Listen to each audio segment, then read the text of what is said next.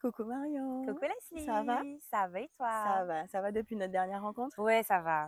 OK, Franchement, ça va. ça va? Ouais. Super. Donc lors de la première présentation, donc lors de ta présentation précédente, tu nous as dit que tu étais infirmière.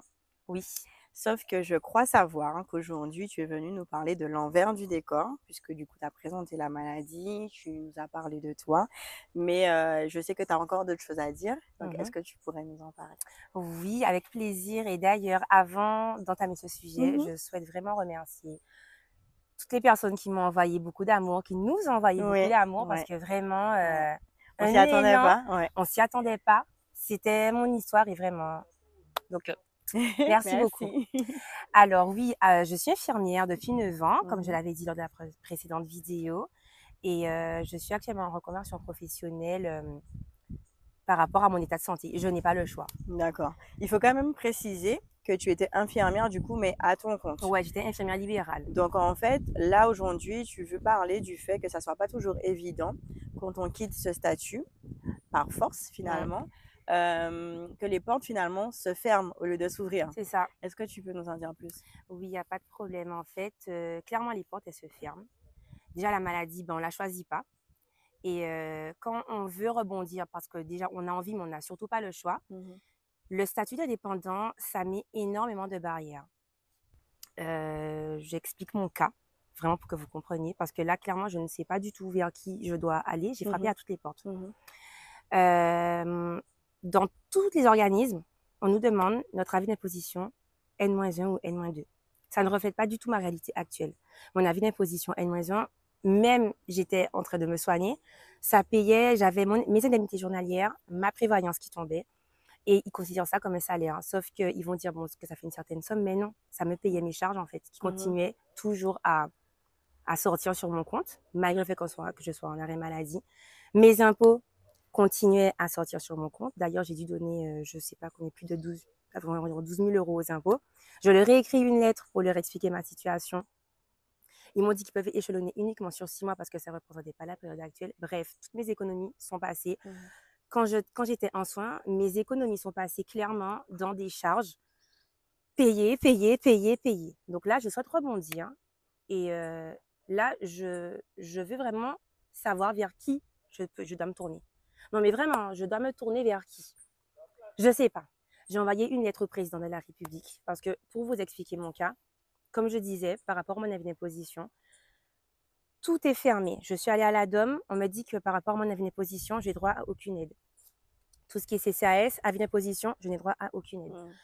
Mhm. France Travail, je n'ai droit à aucune aide parce que je suis indépendante. Enfin, j'étais indépendante. Mais bon, le Seigneur a fait que je suis tombée sur deux femmes adorables, Madame Tania Inamo et Madame Alice Rivière.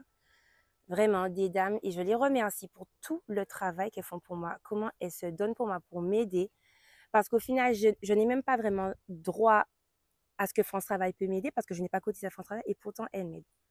En fait, je ne sais pas vers qui me tourner. J'ai envoyé une lettre au président de la République. Il m'a dit qu'il va envoyer mon dossier au préfet. J'attends toujours la réponse du préfet. Ce sont des aides. Je demande juste une aide.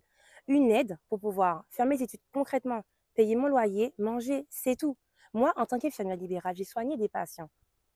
Il y a des patients qui sont diagnostiqués avec des pathologies psychiatriques qui ne font rien de leur vie, qui ne font rien de leur journée alors qu'ils auraient pu.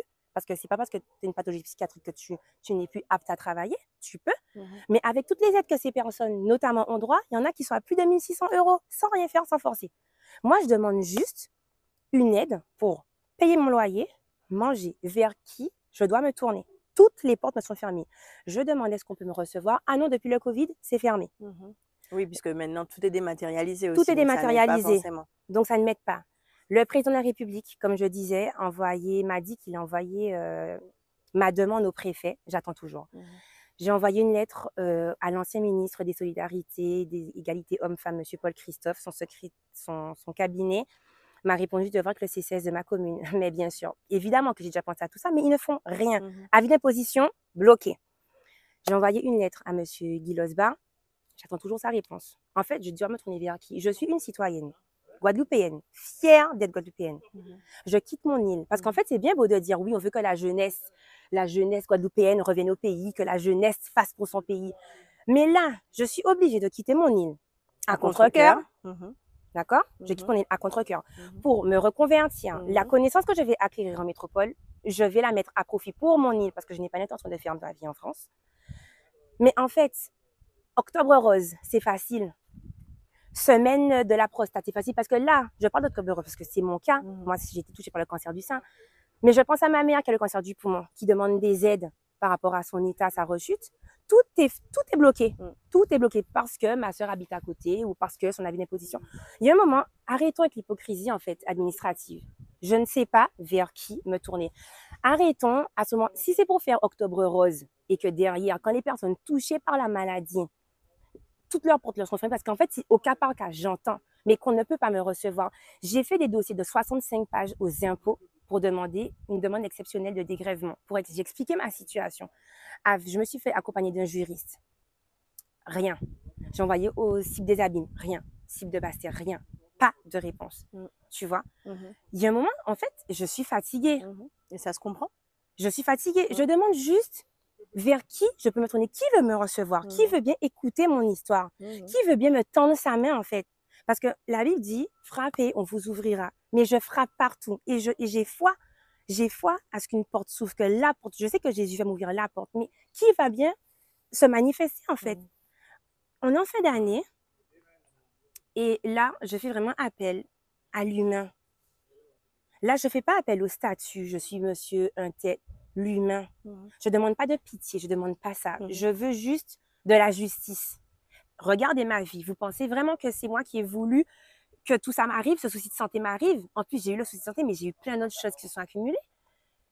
Vers qui je peux me tourner? Et c'est pas pour me dire, OK, Madame Méal, on prend un rendez-vous, prenez un rendez-vous avec ma secrétaire, on va vous recevoir, et après, derrière rien. Franchement, qui veut bien me dire, OK, Marion, on va t'aider, on va débloquer des fonds pour que tu puisses rebondir dans la vie. C'est ça, en fait, c'est ça. Je veux juste rebondir. Je suis fatiguée, en fait. Mais c'est vrai, c'est fatigant. En fait, tout le temps quémander, tout le temps faire des dossiers, tu vois. Des dossiers de combien de pages, toujours envoyer, toujours administration, envoyer, toujours se justifier, ceci, cela. Mais en fait, à quand la fin? C'est lourd. Mais c'est lourd, je suis fatiguée. 2023, 2024, 2025. S'il vous plaît, quoi. Parce que là, bientôt je pars. Dans quelques temps, je pars. Parce que malgré tout ce parcours semé d'embûches, parce que pour le coup, la maladie ne te fait pas de cadeau. Parce qu'il y a aussi ce revers-là. C'est parce qu'on te voit sourire, toujours le smile. C'est important de le préciser. Mais c'est important de le faire savoir et c'est important aussi aujourd'hui que tu puisses porter ta voix pour ceux qui ne le font pas. Parce qu'il y a beaucoup de personnes, je pense notamment à ma mère, quand elles ont un nom, la fatigue morale entraînée par la maladie, les gens, ils n'ont pas envie de persévérer. Ils vont se dire, bon, aller faire des dossiers, toujours justifier de mon état, toujours ceci, ils arrêtent. Eh bien, moi, non. Moi, je persévère, en fait, parce que j'ai envie de rebondir. Je veux faire quelque chose de ma vie, en fait, parce que la maladie ne me définit pas. Mais qui veut bien me tendre la main? Le président me dit de voir que le préfet, comme j'ai dit, rien. Monsieur Guy Losbar, j'attends. Non, mais Monsieur Guy Losbar, j'attends. Monsieur Arichal, j'ai frappé à la région pour m'aider, une demande exceptionnelle, parce que j'ai fait tellement d'institutions. Et j'ai atterri au Rézet, il y a un endroit au Rézet, en fait, ils m'ont dit de faire une demande d'aide exceptionnelle parce que, bien évidemment, qu'on me demande, mon avis d'imposition, mon nombre de temps que je suis infirmière, est-ce que je suis inscrite à France Travail et tout, il y a toujours une case que je ne coche pas, donc je n'ai droit à rien. On m'a dit d'avoir que la région. J'ai fait une lettre à la région. J'ai envoyé un dossier à la région. Qu'est-ce qu'on m'a dit? On m'a dit non, que les demandes pour l'aide 2024, le budget est déjà bouclé. Donc, ce sera pour 2025. Et encore, on m'a fait comprendre que 2025, c'était là, j'achète. Donc, de ne pas compter sur eux. Je fais quoi? C'est la question que tu poses. Excusez-moi de la vulgarité, hein, mais je vais quoi? Je vais donner mon corps, en fait. Désolée, hein, mais en fait, je suis arrivée à ce stade-là. Je fais quoi? Je frappe à quelle porte? C'est pour vous montrer. Non, mais, mais même toi, merci franchement, Leslie, merci. Et merci à Canadis pour le temps. Merci à Canalis parce que vous ne censurez aucun de mes propos et que vous êtes présent pour moi. Et vraiment, merci. Et Dieu vous le rendra au centuple. Même toi, Crevette, franchement, merci pour ton implication, ta bienveillance, ton amour, ta disponibilité. Vraiment, parce que c'est usant. C'est usant. C'est pas parce qu'on me voit aller au sport. Mais heureusement que j'ai le sport. C'est mon échappatoire, en fait. C'est mon échappatoire parce que j'ai de la kiné 2 fois par semaine. C'est pas des parties de plaisir. Des gens, ils vont en kiné parce que ça leur fait plus ou moins des fois du bien. Moi, elles sont douloureuses, mes séances kiné. Et je dois encore faire. Et je me bats, en fait. Et c'est pas parce qu'au niveau des administrations, actuellement, c'est fermé, que je me dis non, c'est difficile. Non, je crois qu'une porte va s'ouvrir. Je crois que mon histoire va toucher le cœur de quelqu'un haut placé, d'un politicien. Là, je frappe carrément aux portes des politiques parce que c'est... Là, maintenant, je n'ai plus rien à perdre. Franchement, je n'ai plus rien à perdre.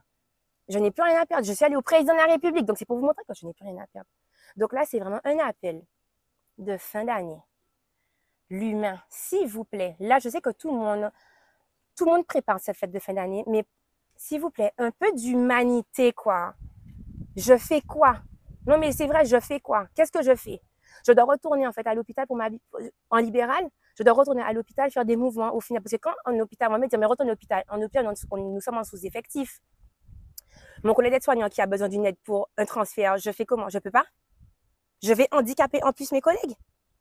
Non, je dois me reconvertir. Et je veux rebondir. Et je veux que mes connaissances, ce soit pour mon île, pour ma Guadeloupe. Mais s'il vous plaît, aidez-moi. Je fais comment? Je n'ai pas d'argent. Et je n'ai pas honte de le dire, je n'ai pas d'argent. Parce que le peu que j'avais, j'ai payé des impôts avec. J'ai payé des charges avec. Je frappe à quelle porte? C'est ça en fait. Je sais plus quoi faire. Je suis démunie. Franchement, je te jure, Leslie, Ben écoute, on est là pour ça. Tu nous as remerciés. Et on est là pour t'apporter l'aide qu'on peut. Merci. À notre niveau. Et j'espère vraiment que ton message, il touchera plus d'un parce qu'on sent que c'est un cri à l'aide, c'est un cri du cœur. Et on ressent aussi ce déchirement. Il y a un double déchirement. Tu as dû quitter ta profession parce que la maladie s'est présentée à toi. Tu as en plus du coup maintenant le statut de personne en situation de handicap. On connaît les difficultés aussi avec la MDPH. Là, tu te retrouves à devoir partir parce que tu te reconvertis, parce que la formation que tu veux suivre n'existe pas non plus ici. Ça. Enfin, je pense que oui, on peut comprendre aujourd'hui le cri de Marion et on peut, je l'espère en tout cas, qu'une porte puisse enfin être ouverte, même plusieurs portes, et que du coup, tu puisses, comme je le disais, porter ce message haut pour les autres aussi, parce que tu n'es pas seule, tu es loin d'être seule dans ce cas-là. Je suis pas la seule. Merci, parce que vous avez su la première fois lui témoigner énormément d'amour. Elle a parlé de nous, mais je suis consciente que l'amour, il était surtout pour Marion. Donc, merci pour elle, mais merci aussi pour elle de nouveau. Merci de l'aider, merci de considérer son témoignage. Je ne serai pas plus longue parce que tout a été dit. Merci à vous encore et merci à toi, Maya, pour ta force, ta résilience, la femme que tu es, le modèle que tu incarnes, parce que réellement, c'est ça aujourd'hui. Persévérance, c'est mon nom. Oui, merci. Merci, Maya. Merci.